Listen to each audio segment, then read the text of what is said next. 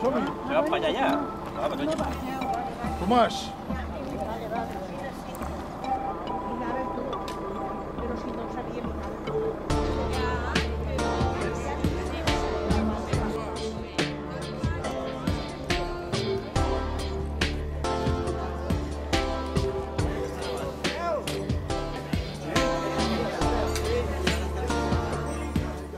Val la pena veure-les i fan pràctiques d'escalada, ràpels, i això, doncs, bé, no val la pena. I es veu Montserrat, la Mola, una vista molt maca, també, però bueno, ja ho veureu des del Puigmadrona. Sí.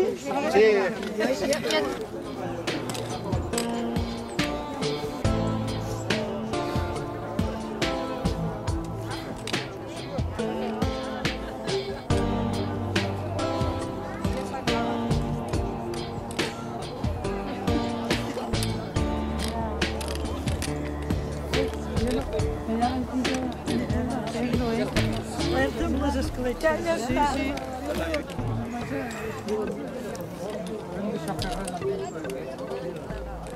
I això no. Com aquell que diu.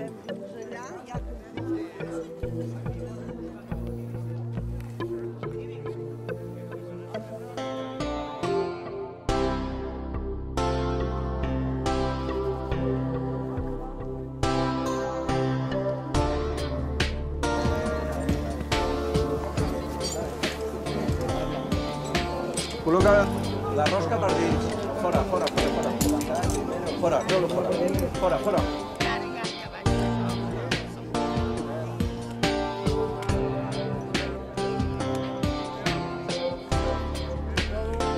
Ah, que t'equilibrau,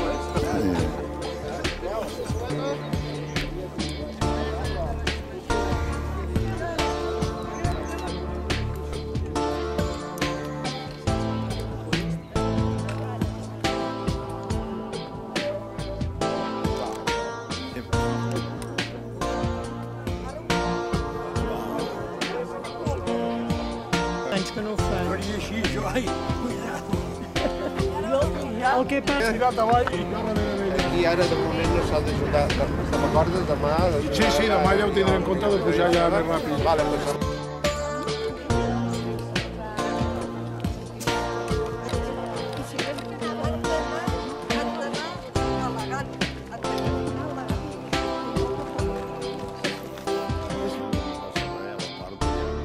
Està allà.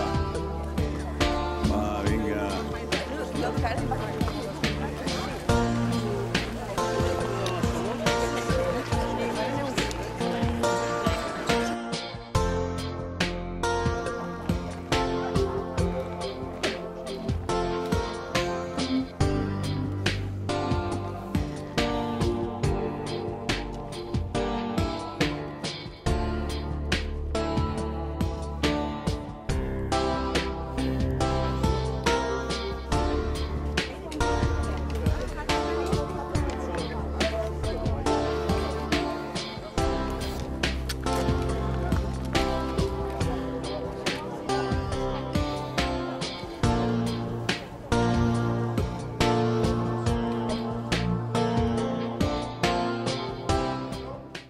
El nostre patró de la Sabadell, doncs avui estem aquí a l'ermita del Mare de la Salut i avui tenim la satisfacció de tenir entre nosaltres a mossèn Josep Torrente, que és rector del Papiol i també de l'ermita.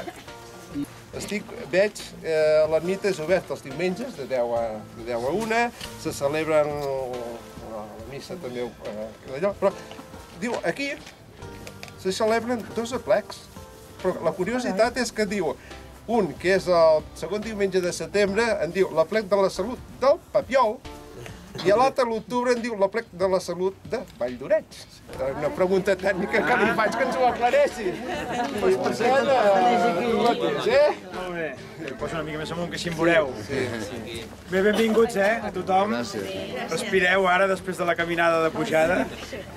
Doncs això que veieu, aquesta ermita de la Salut, és una ermita amb molta història. De fet, el primer document que es conserva en els arxius històrics a Barcelona que fa referència o que referencia aquesta ermita de la Salut és de l'any 1050 tants, 1058 o 1050... Però no és de la construcció de l'ermita, sinó que llavors hi diu que en aquesta ermita s'ha fet un acte i per tant vol dir que l'ermita és anterior, diguem-ne. Per tant estem parlant de molts segles d'història. El que ara en diem l'ermita de la Salut havia estat l'antiga parròquia de les masies aquestes del voltant. De manera que això és una prèvia a aquesta pregunta que m'heu fet, de la Salut del Papiol o la Salut de Vall d'Oreig, no? Perquè el terme municipal és una cosa moderna, diguem-ne. Antigament hi havia masies disseminades i cada masia tenia la seva parròquia assignada i per tant aquesta església s'hi feia culte tant per la gent que vivia, diguem-ne, en aquest vessant de la vostra dreta, a la meva esquerra, com al vessant de la dreta. El vessant de la dreta, o sigui, és el terme municipal actual del Papiol. El vessant de l'esquerra és terme municipal pròpiament de Sant Cugat del Vallès, per tenir aquesta entitat municipal descentralitzada, aquestes coses figures jurídiques que es fan, que per tant en diem més Vall d'Oreig que Sant Cugat, però de fet és terme municipal de Sant Cugat del Vallès. La divisió entre municipis passa justament per aquesta carena, aquest camí que heu pujat i que puja cap al Puig Madrona. Per tant, ja es veu que l'ermita queda just al límit. Per això, tant la gent que viu a Vall d'Oreig com la gent que vivim al Papiol ens la sentim nostra, aquesta ermita. I aquest és el motiu que es facin dos aplecs, perquè tothom vol celebrar l'aplec en la seva ermita. Una cosa és el tema de la possessió, diguem, jurídica, això és propietat, per entendre'ns, de la parròquia del Papiol, però és evident i lògic que se la sentin tant seva els uns com els altres, amb independència de qui sigui el propietari. Aquesta ermita, com he dit, era l'antiga parròquia. Estava dedicada o es va dedicar en el seu origen a Santa Eulàlia de Madrona. El Puig Madrona el tenim aquí al darrere, segurament hi pujareu, no?, després. Sí. Però des d'allà hi ha una vista prou... Si fa un dia clar, com avui, hi ha molt bona vista. Doncs estava dedicada a Santa Eulàlia de Madrona. Però això va ser fins que la gent d'aquestes masies van anar-se agrupant, especialment els de la banda, els d'aquest vessant d'aquí, es van anar agrupant a l'entorn del castell del Papiol. Vosaltres heu pujat pel Papiol fins a les escletxes, per tant heu passat per dintre el poble del Papiol i heu vist que hi ha un castell bastant imponent. Doncs quan la gent va poder baixar més cap al riu, perquè per temes de seguretat, de ràtzies, doncs quan la gent es va anar instal·lant més a la vora del castell, clar, aquesta parròquia cada dia els hi quedava més lluny, diguem-ne, i en pujada. Per tant, el que van fer va ser fer una nova parròquia, un nou edifici, a prop del castell. De fet, està al costat mateix del castell.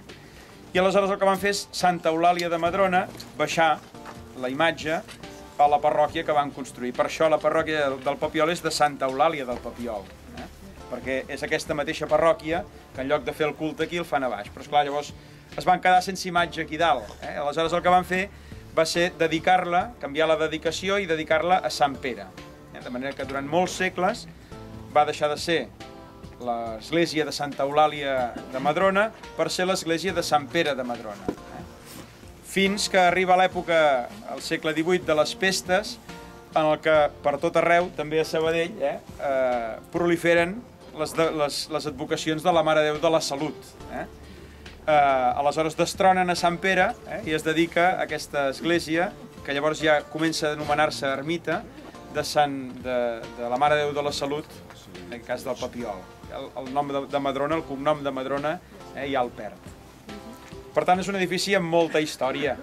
L'edifici es fa ja al segle XX, el 1977, la Diputació de Barcelona, que el que fa sobretot és una consolidació de l'edifici, enderroca tota la part de vivenda de l'ermità que estava en aquesta banda que estem nosaltres, des d'aquest contrafort fins a l'absis hi havia tot d'edificacions enganxades perquè hi visqués l'ermità d'aquí, doncs tot això s'enderroca i ens regala la Diputació la imatge que veureu de la Mare de Déu de la Salut.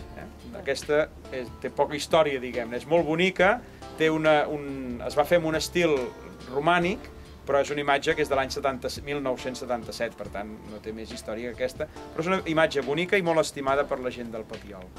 Molt bé, doncs ja veieu, l'edifici aquest, des de l'interior, estava molt malmès, per això, perquè la casa de l'ermità inclús havia destruït l'absis d'aquest costat, l'absidiola d'aquest costat no hi era, se l'havia menjada a la casa i l'havien desfeta, diguem-ne, i per tant s'ha restituït, diguem-ne, allò que ja hi havia. Com us explicava, hi ha dos aplecs, 2 dies l'any, que si alguna família vol batejar els seus infants aquí a l'Ermita de la Salut, doncs ho pot fer-ho, un dia per Pasqua i un dia, el dia de l'aplec de la Salut nostra, la missa a les 11 de l'aplec, doncs hi ha un grup de batejos que s'hi pot apuntar aquí. De l'interior no té cap... Déu vos salve, dolça Mare, o Regina del cel gloriosa, o Maria, Verge pura, més que totes criatura, i a la vida sou l'estrella lluminosa, i a l'agonia sou la porta del cel. O Mare nostra, font de salut, Santa Maria.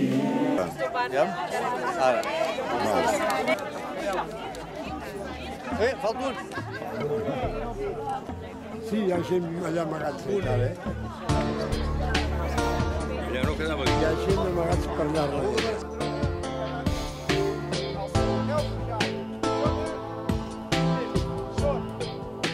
Els que es quedeu aquí, ho sàpiga el Joan Plana i el Miquel Calero, que estan per aquí baix, per saber els que us quedeu aquí, I vosaltres també pugeu a dalt, Però... Padrona, a veure, hi ha la torre de vigilància de prevenció no veureu a dalt, els que vingueu. Tampoco muy... no.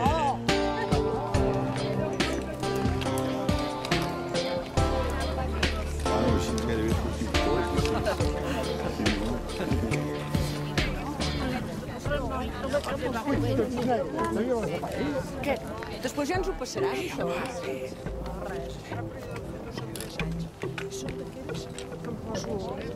Clar, sense brigada... Olha o Miguel, hostia, ali embaixo. Vai eu.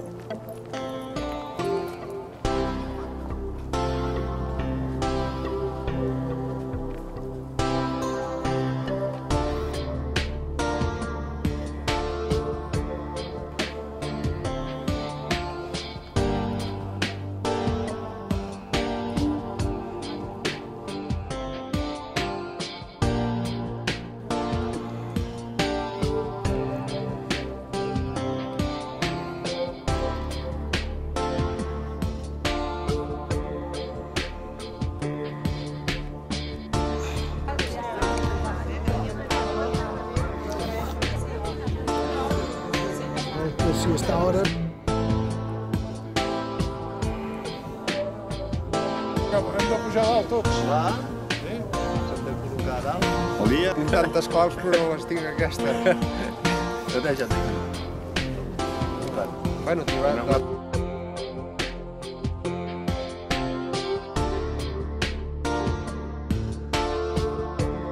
Pipí s'han destinat? Sí. Sí, ha anat a fer...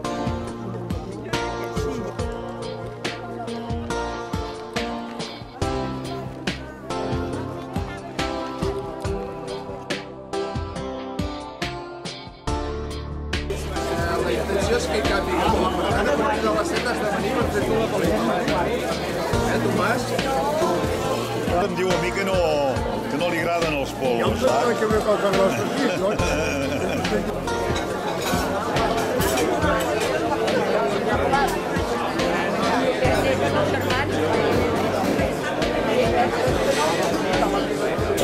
No,